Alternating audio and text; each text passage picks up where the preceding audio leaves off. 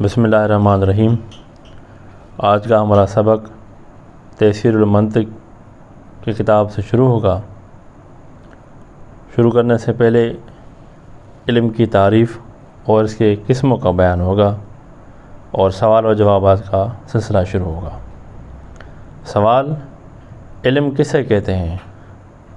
جواب: کسی چیز کی شکل و صورت کا ذہن میں آ جانا، یہ اس چیز کا علم کہلاتا ہے۔ جیسے سیب کسی نے بولا، اس کی شکل ذہن میں آ گئی، یہ سیب کا علم ہو گیا۔ سوال: علم کی کتنی قسمیں ہیں اور تعریفیں؟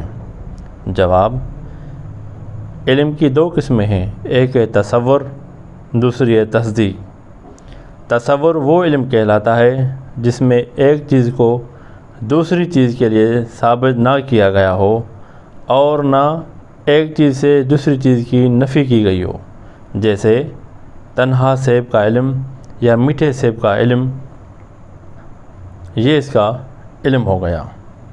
اور دوسرا ہے تصدیق۔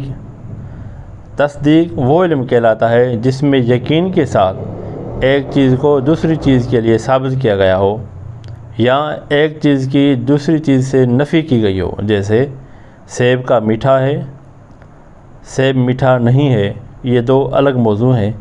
یہ اس کی تصدیق ہے کہ سیب جو ہے وہ میٹھا ہے یا سیب میٹھا نہیں ہے، یعنی واضح طور پہ بتایا گیا ہو کہ یہ چیز میٹھی ہے یا یہ چیز میٹھی نہیں ہے، یہ اس کی تصدیق کا ہو گیا۔ سبق نمبر 2: تصور اور تصدیق کے قسموں کا بیان۔ سوال: تصور کی کتنی قسمیں ہیں؟ جواب: تصور کی دو قسمیں ہیں، تصور بدیہی، تصور نظری۔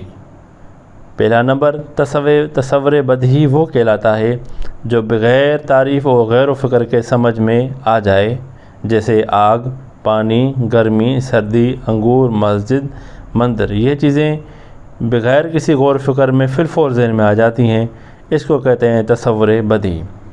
تصور نظری وہ تصور کہلاتا ہے جو بغیر تعریف اور غور و فکر کے سمجھ نہ آئے، یعنی اس کے لیے ہمیں بتانا ہوگا، دلائل پیش کرنے ہوں گے۔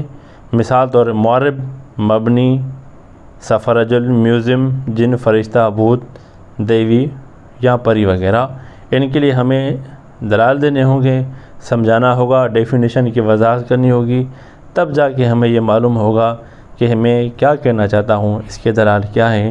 اس کو کہتے ہیں تصور نظری۔